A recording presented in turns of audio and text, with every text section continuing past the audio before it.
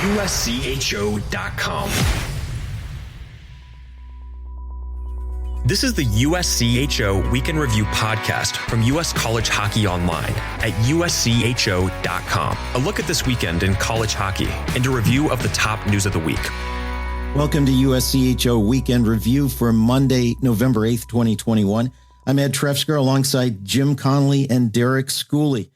Well, it seems almost like a broken record, but parity continues to be the story in college hockey, especially as teams are now jumping into conference play. If you look at the top 20 over the weekend, there were 15 losses combined among them, including 3 among the top 5. What is this telling us about the state of college hockey right now? It's the same as it's been, parity.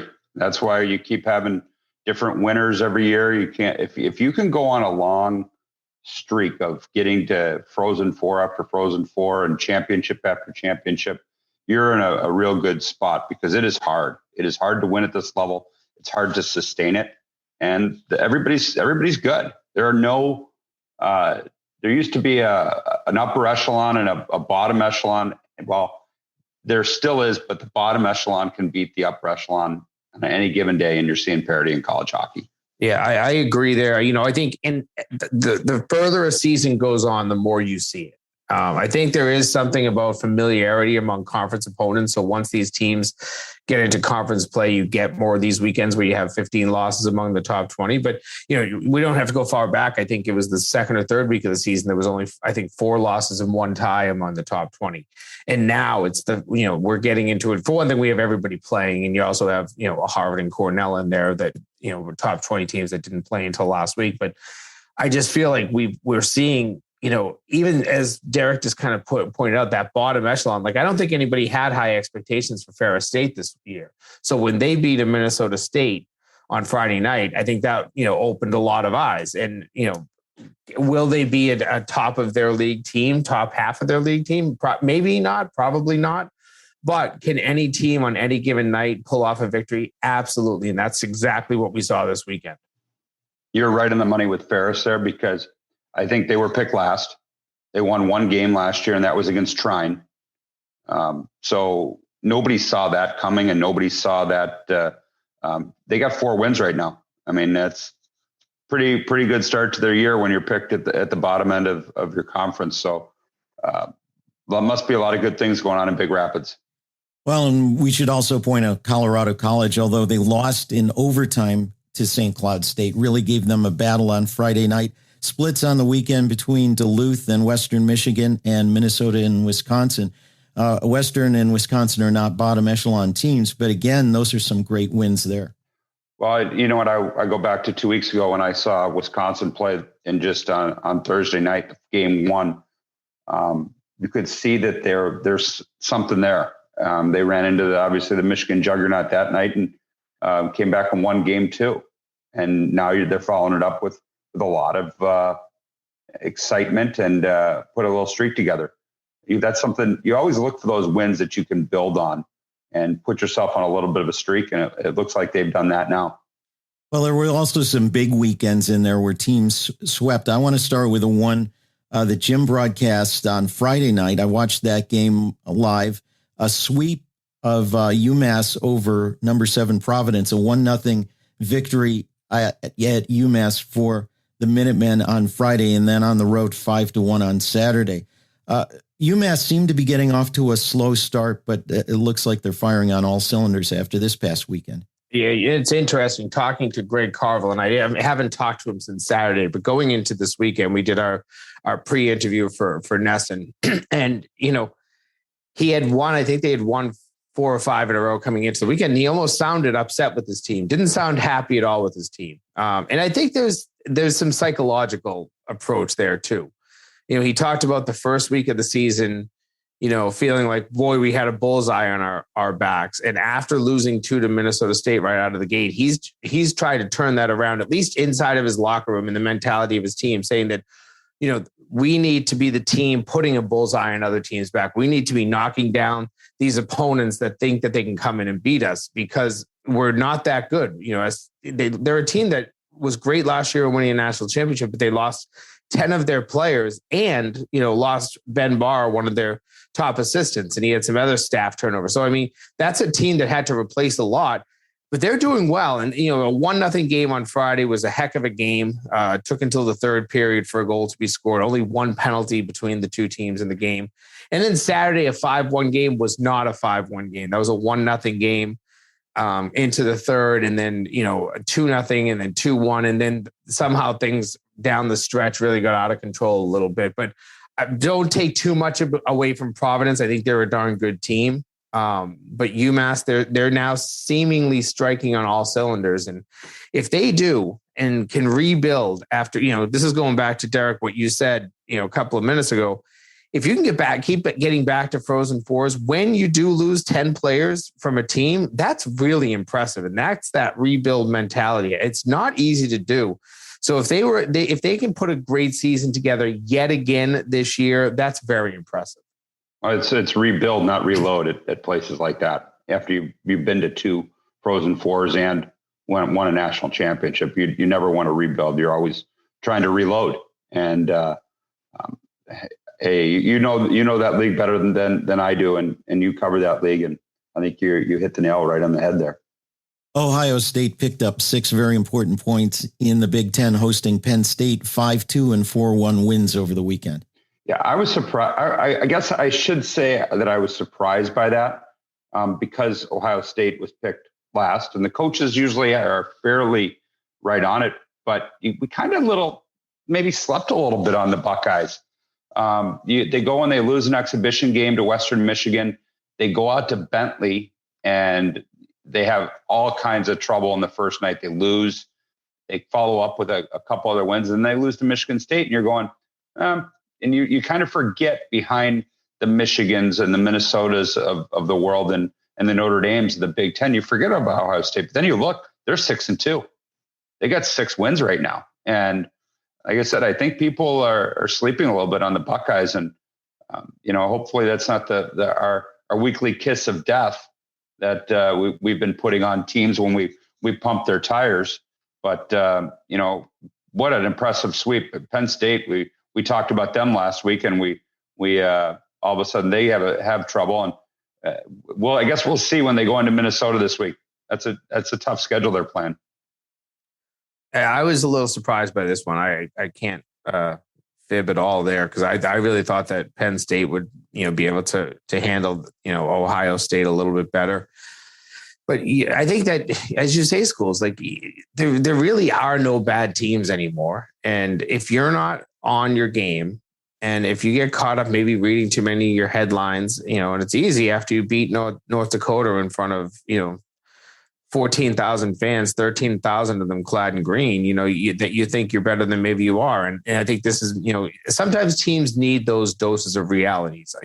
I always say that one of the toughest things to do is, go on a big run in the second half, because then you get into that one game NCAA situation, or maybe it's your conference championship where you lose and you're out, you lose and you're done.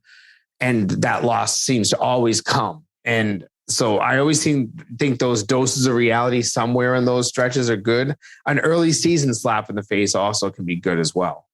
Did you know they had 6 wins though? Ohio State? Yeah. Were you surprised when I said that? Once I did my poll ballot last night, I did. Well, obviously you just gave away where you got the Buckeyes somewhere in there. Yeah, I managed to squeak them in too after that weekend. How about number 8 North Dakota? They swept number 11 Denver at home. Some of us were looking for maybe a split there, but what about the Fighting Hawks? They rebounded pretty well from the loss to Penn State. They're having trouble. Denver has trouble with them, don't they? I mean, sometimes, and I said it before, sometimes you just get a team's number. We had Sacred Heart 24 times in a row. And it was interesting because we would find a way to win every game against them. And it was like, it might even been 25. We'd score with 0.2 seconds left. We'd get outshot 50-10 and win 4-1. I mean, you just found a way, and you get those opponents. And on the flip side, you get the opponents that you can never beat. So it goes both ways. And obviously North Dakota's rebounding from that loss in Nashville. And good hockey teams find a way to not let things go south in a hurry. Yeah, part of me felt like there had to be some sort of a fire in the belly for North Dakota. And maybe Denver is the right team to see on their schedule. You know, Brad Schlossman said that Denver's been swept just 3 times in the last 3 years, all 3 against North Dakota. And I mean, that's telling. You know, sometimes you get that team that just has your number. And boy, when you're needing wins and you need a win at least to start things off like North Dakota did after falling to Penn State, isn't it nice to see that team on your schedule that you have a little bit of confidence against? Well, you talk about 6 points in the Big Ten. That's what Michigan got in a home-and-home sweep of their longtime rival, Michigan State. Seems like a couple of losses Michigan had along the way didn't deter them from just firing on all cylinders again on those 2 games. Yeah, especially the Friday game. They thumped Michigan State on Friday, but I think Michigan State has some ability. This is not a bad Michigan State team. I think the Big Ten, you have Michigan, which might be the most potent team in the country, particularly their offense.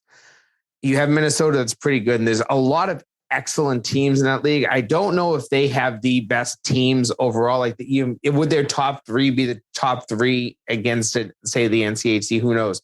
But I think the bottom of their league is really good. Like, you know, whether it's Ohio State, whether it's Penn State, whether it's Michigan State, even Notre Dame, if they seem to fall, any of those 4 teams, if they're toward the bottom of the league, I still would fear them every night.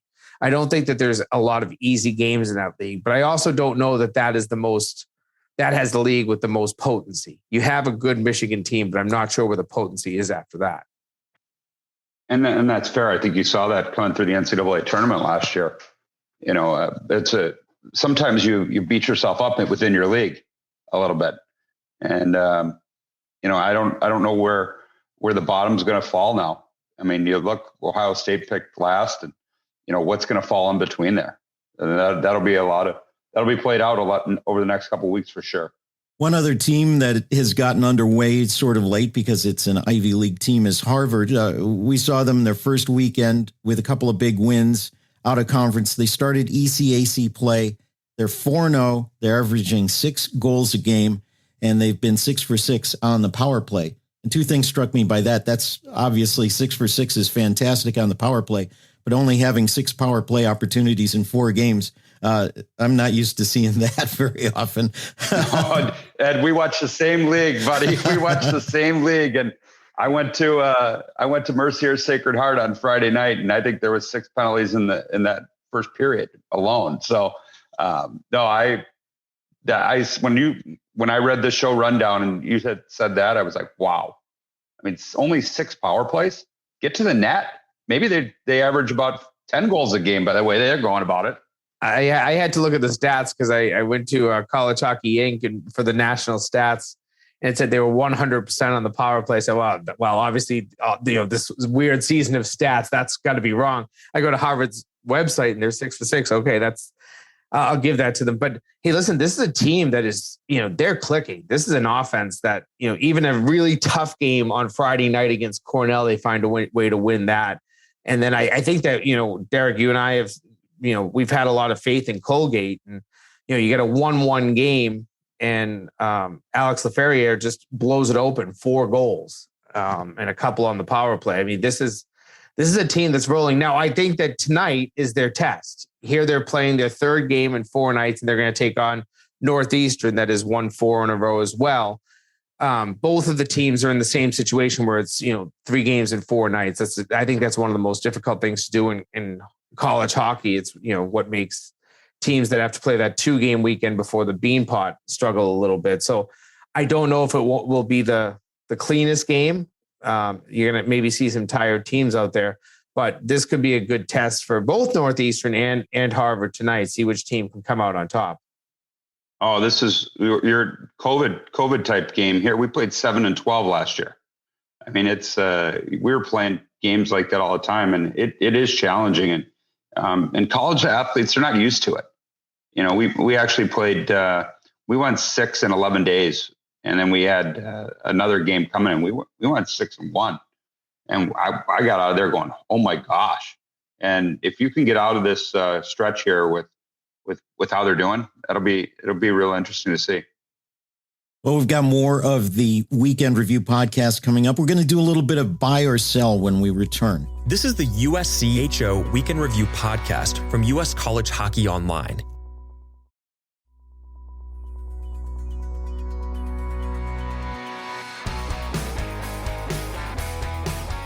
This is the Weekend Review podcast from USCHO.com. I'm Ed Trefzger with Jim Connelly, Derek Schooley. Buy or sell, you hear this sometimes on sports radio. We haven't done one of these, but it seems like it might be fun. We're going to pick some teams and say whether we're buying and selling. In other words, buying means you think they're doing pretty well or they're a good team, and selling means maybe not so good a team. I was never really good on Price is Right, so we'll see where this goes. I mean, were you Bob Barker today? What do we got going here? Yeah, that's right. And make sure you have your animals spayed or neutered. Let's jump in here with the list that Jim put together, sort of in random order, but pretty good. And the first one on the list, fresh off a loss in a home-and-home series with Merrimack, is Boston College. Buy or sell? I'm buying. I still think that, they've had a couple of bumps in the road this year. There's no doubt about that. But I'm buying on them. They don't have the depth of last year. They lost so much. I think it was 11 players total that they lost. But they brought in some transfers. They've become a little bit of an older team. I like that. The fact that they're still the youngest team in the country, which is unbelievable, but they are a much older team than they were a year ago. They're actually a full year on average older. But I think that leadership, some of that stuff will gel. I think that if they have one question mark, and it's not that he's not a great goaltender, but Eric Dopp in goal, did some great things at Bowling Green. I don't know that I've seen the same stats and the same ability that we did at Bowling Green from Eric Dopp. So I think that's their one question mark, but I'm buying this team. I thought this was just a one-word answer. I guess Jimmy talked me into it. I was on the fence. I was going to ask you what's in between buying or selling. Holding. Jim got me on to buy on that one. And BC, probably the third best team in Hockey East right now, right, Jim? Anybody besides UMass and Providence above them? Yeah, I mean, there's teams we're starting to watch. I think we'll get to one of them down the road. UConn, I think, is somebody that's interesting.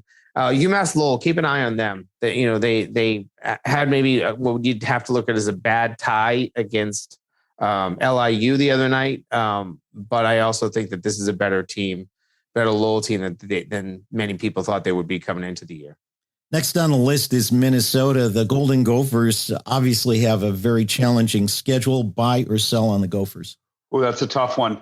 I keep reading all the Minnesota people and all the stuff on Twitter that they're not really happy with where their team is. And, I don't know if there's a more fickle fan base out there. I think I'd probably buy on them because I think they're going to be good down the stretch. I think they're going to get there. The Minnesota team we're seeing today, I'm selling. I don't like the way that they're playing. I think that they are struggling in many aspects of the game, especially their defense. This is a team that, I think last year was kind of known for how well they could play defensively. They just don't seem to have that knack that they did a year ago. They've got to improve a lot if I'm going to change my mind on that. So right now I'll sell. I would go in the buy category, but you got to look game by game on this too. Obviously, an emotional game, a big game for Jared Moe in net for Wisconsin on the split on the weekend. That's true. He was really good. Yeah.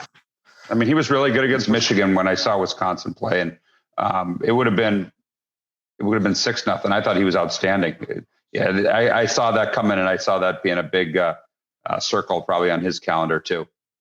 Next on the list is Penn State. And I remember a couple of weeks ago, Derek, you were talking about how sometimes it's hard for a team to get up for a league opponent after a big non-league win or after a win after a game with a really top opponent like Penn State had with North Dakota. But Penn State swept at Ohio State. Are we buying or selling on the Nittany Lions? Oh, you got me a tough one. You guys really hit this one hard because I think it depends a little bit on their schedule and where they're going to go with that because they hadn't been outside their building yet. And then they go to a neutral site game. We'll call it a neutral site game. And, then they come back and go on the road finally and play and get swept. I mean, it's tough. It's tough to make back-to-back road trips. I'm actually and we're talking in the near future, I'm going to sell. They've got a tough schedule. They've got Michigan at home for 2, and then they've got at Minnesota. But then I think they're going to right the ship a little bit, as then they've got St. Thomas. They go to St. Thomas and then follow up with Michigan State. So at the moment, I'm going to sell, but I'd be looking to pick that stock back up in a couple weeks. Yeah, I'm selling on this one as well. I think that Derek kind of highlighted what's going forward. And the reality is, I think that they don't probably have to do too much in the Big Ten. If they could finish 600 as a winning percentage in the Big Ten, their non-league is, they've knocked it out of the park non-league. They didn't play the toughest schedule other than North Dakota, but that one win will carry them a little bit in terms of how far that can go. Assuming that North Dakota, puts together the season that we anticipate that they will. So I think right now I will sell, but I think I'm kind of, hedging a little bit here too. I think that somehow, I think by maybe New Year's will be maybe higher. Their stock value will be a little higher, and we'll be talking about Penn State a little bit more. Next on the list is Lake Superior State. Longtime fans remember the glory days. They're off to a really good start this season. Are we buying or selling there? I'm selling again, and I'm going off schedule. Tough rest of the month here for them in November. Obviously a split with Tech, but you got Bemidji for 2, which are at home. Then you got to go to Bowling Green, and then you got Mankato coming for 2. So that's a challenging rest of November. It loosens up again. I'd probably be looking back to maybe reacquire on December 1 after that tough stretch. But Bowling Green's a tough place to win on the road, and you've got 2, I guess, the upper echelon teams coming in, and Bemidji and Minnesota State. We'll find out what they're made of for sure. This six games will tell us if we should have bought or sell. That's for sure. Yeah, I'm actually going to buy on this one. I think that this is one of the better Laker teams. I think they've been kind of putting this together for a while.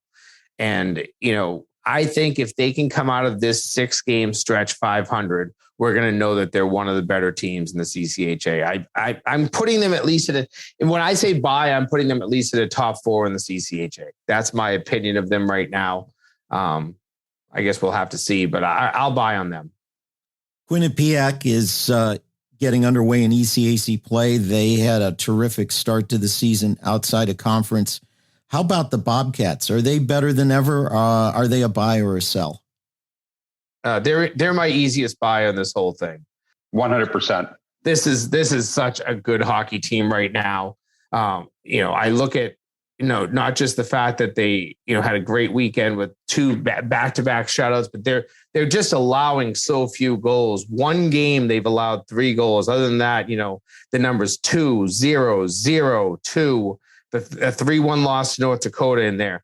2 goals against, 1 goal against, 0-0. This defense, this goaltending is phenomenal. This is one of Rand Pecknold's better teams that he's had in the last decade. You've got to go back to his Frozen Four team of probably 2016, the last time Quinnipiac seemed as solid. I think that they will maybe have some challenges scoring goals, but when you have a defense in front of you that can really defend, and you've got solid goaltending which they have, I think that they're fine. This is the easiest team on this list for me to buy. 100%. That's they got 2 top-notch goalies, and just look what they've done. I mean, I don't even think we need discussion on that. We could have that could have been sell, or buy, and move on.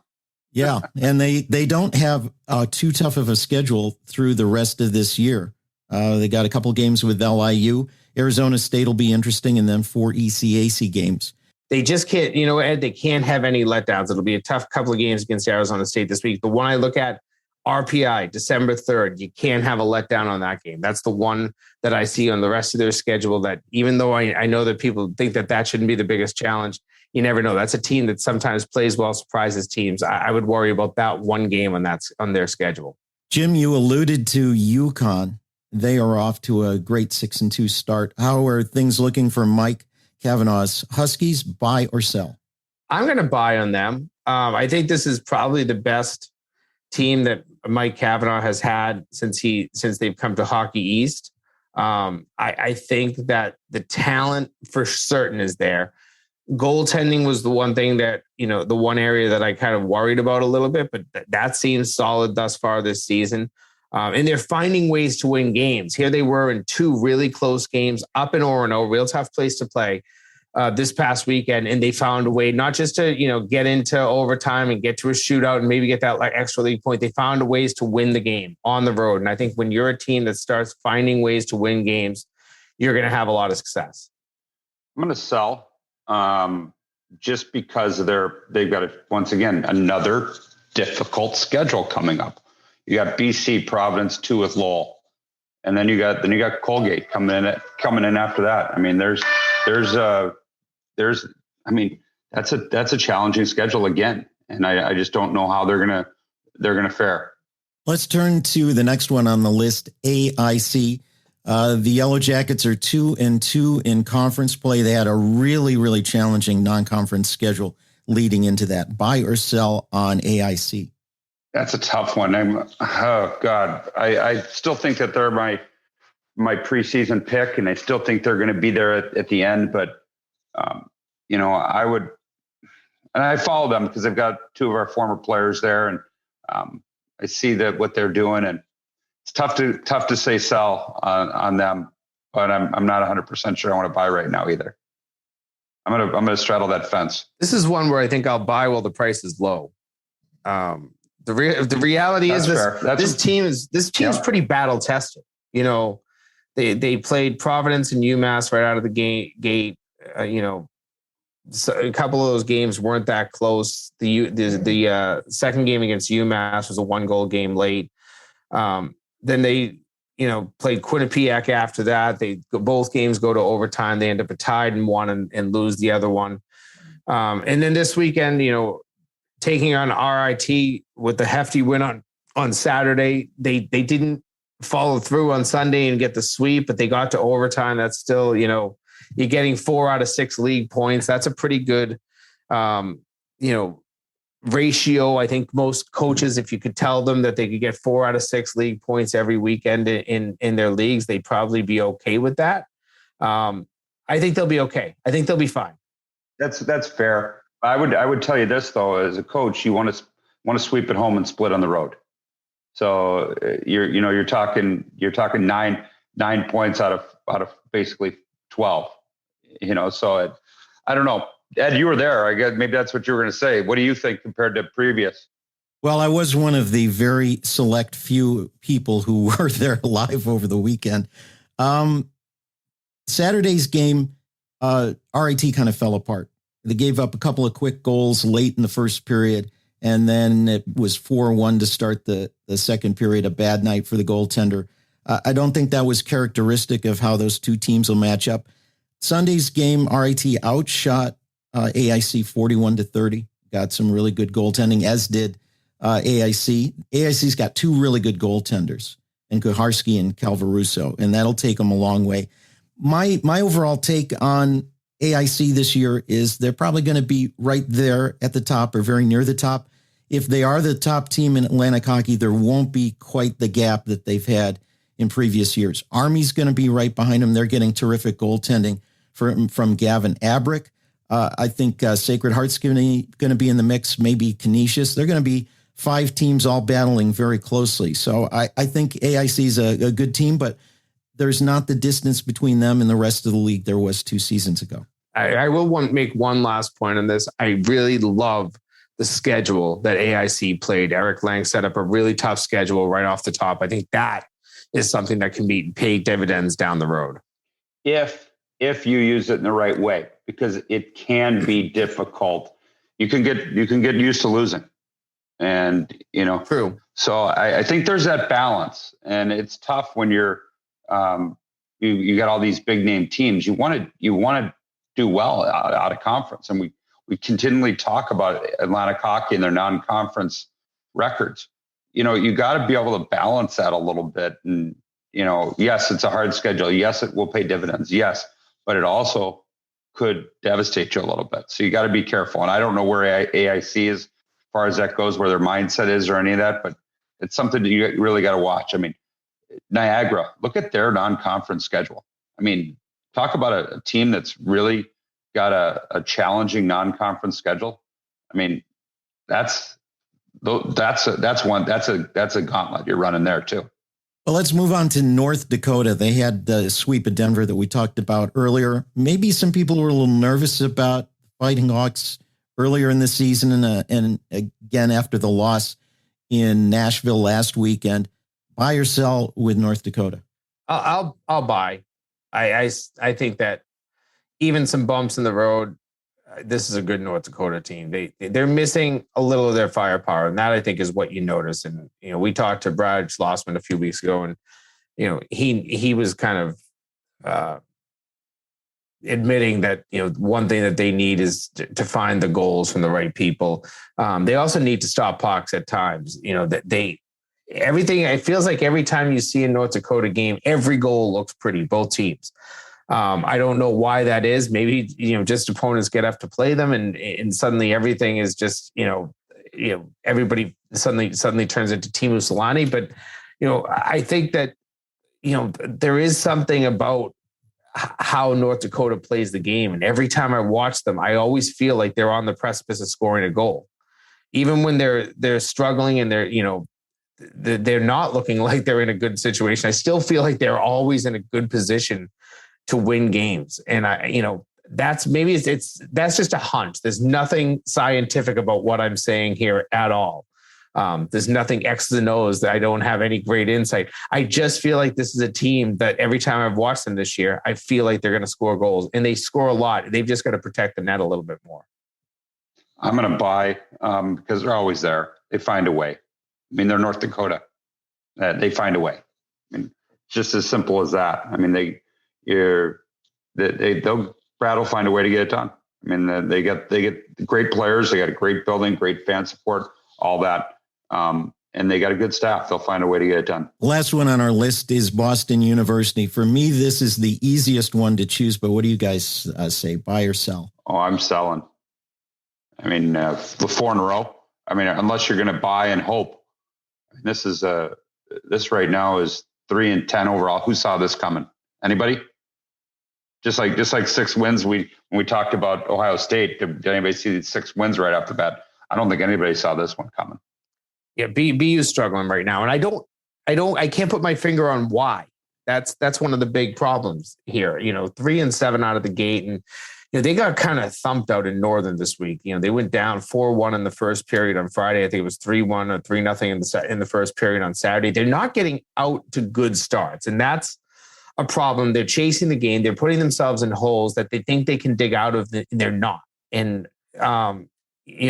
when they are scoring goals, they're giving a lot up. When their defense is playing better, they're still, their offense isn't there, and they're losing games, 2-1 and 3-0. And, I can't put my finger on why, because there's plenty of talent on this team. I know they've had a couple of early injuries, but, in this weekend coming up, they're going to face UMass, which is probably, one of the 2-3 hottest teams in the country.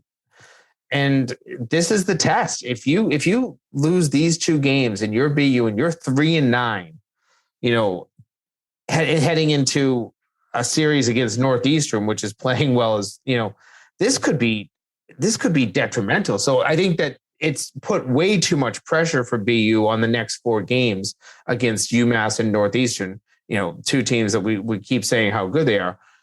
There's a lot of pressure right now. I don't know what is going to change things around and flip the switch for Boston University. And it doesn't get any easier. I mean, because you said Northeastern and UMass, then you got Cornell, then you got New Hampshire, and then Boston College, and then then there's a no pressure game against the development team, but then you're at Christmas. I mean, you're talking half your season over by then. I mean, at 3-10, and you got UMass for 2, Northeastern, Cornell. I mean, that's right there. That's your next 10 games, and you're at Christmas break. I mean, that's not easy. I mean, there could be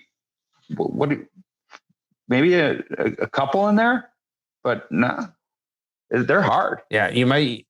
if they can turn things around soon and, maybe win 3 of their next 4, then maybe do something, that game down at Madison Square Garden against Cornell. Then you get a couple against New Hampshire that's struggling right now, and BC, there's some emotion in that game, but you're right. It could be a situation where, the old expression, you can't win a championship in the first half of the season, but you certainly can lose it. They could be a Christmas break shaking their heads. So that's a team that the panic button needs to be firmly pressed right now. Well, maybe we'll do some more buy and sell down the road. That was kind of fun to go through. We do have to talk about a great event that happened in the Pittsburgh area on Sunday. And we've been watching this from afar. And I know, Derek, you don't approach this in an unbiased way, but, with our college hockey hats on, Jim and I must both agree that it was just an amazing event that was put on, the RMU Celebrity Hockey Faceoff. I was also watching the auction as things were being bid, a lot of money, a lot of great bids happening there. Tell us about this great event and really an event that really ought to seal the deal with getting the men's and women's programs back underway at Robert Morris. What was that like this weekend, Derek? This has been basically my life. I've been an event planner, and this was my big gala of my big event. And it was outstanding. I can't say enough good things about the celebrities, the alumni, the support of the community. We went on, and you don't sit back after an event you don't sit back after a hockey game and go, wow, look where we're at, because you're always preparing for the next game. You've always got the next game until your season's over. But this was our event. And afterwards I was like, wow, that went off perfectly. We had Colby Armstrong, Phil Bork, Tyler Kennedy, the guys from on the bench. Ryan Malone has been unbelievable throughout this process and helping this. And then we got Brett Kiesel from the Steelers, 6'8" on ice. I mean, it was, we had a sold out crowd, the attendance was about 950. We were only supposed to put 905 in the building. We got 950. And the silent auction just closed a little bit ago and raised over $28,000. Plus we've got, like I said, we got another one that's going on with all the autographed jerseys from the event. I can't say enough thank yous to people that helped make this success. And this all came together in 5 weeks. It was a lot of worrying too. I don't know if I can. It was just easier to coach a game than to make sure everybody showed up, make sure you did this, make sure you did this, and to let. I mean, people. There were celebrities. We got a country music singer to sing the national anthem, Justin Fabus, and he called us. Tyler Kennedy couldn't play originally. Called 2 days before and said, "Is there still space for me?" I mean, I can't go on. I can't say enough. I'm very proud of the alums, the celebrities, and the whole event. And it was a 5-week project. I'm an event planner, and I want to go back to hockey, being a hockey coach. I've done five things right now. I was an event planner, a fundraiser, a podcaster, and then a hockey coach. And I would like to go and do it in the other order. I'd like to reverse that order.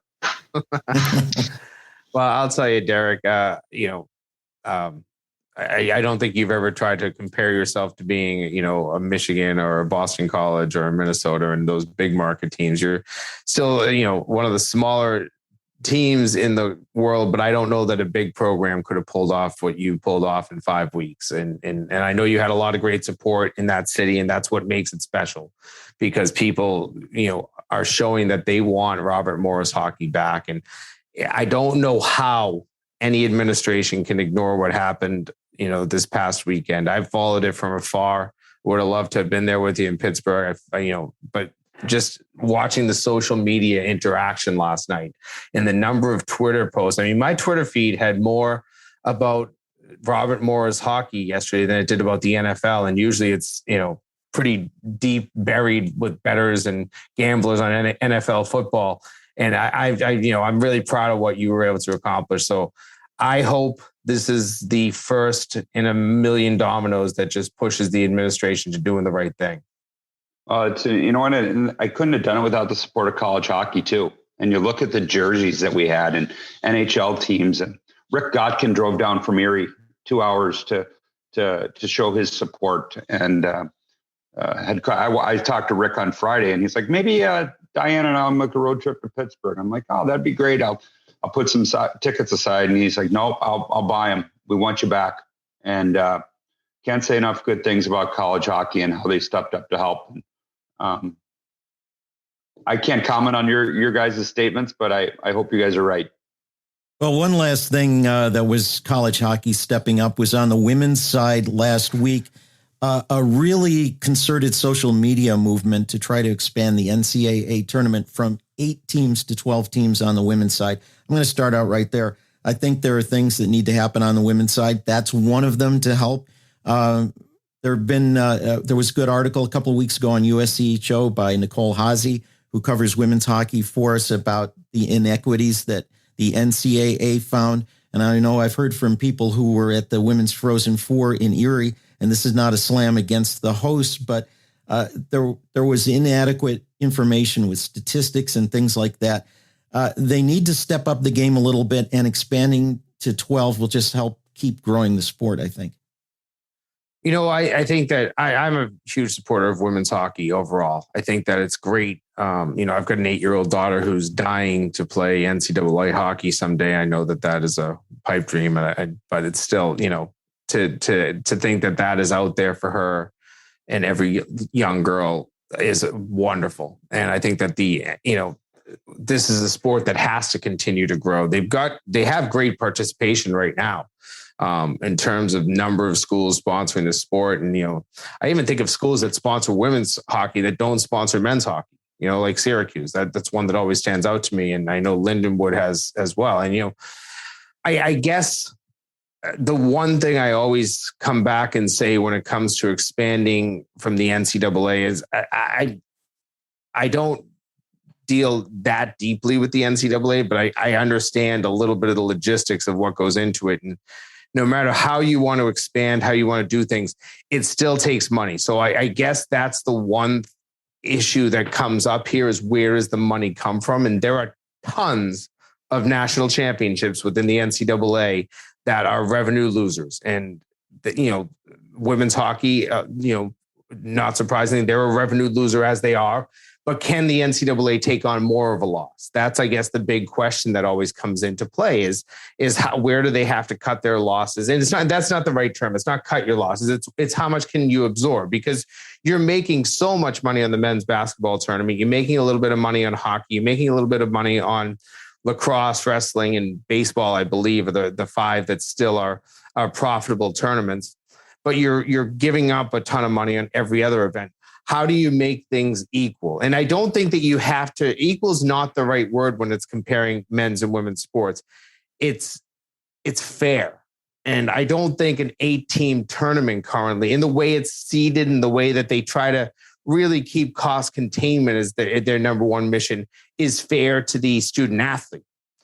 But it does come back to, where does the money come from? And I guess that's always the big question that the NCAA faces and will face. This is going to have to be an issue that's tackled. There's too much momentum behind it to not be tackled. So I know that we're going to see some movement on here. I just don't know how quickly it can happen. People want this year's tournament expanded. I don't know that that's realistic.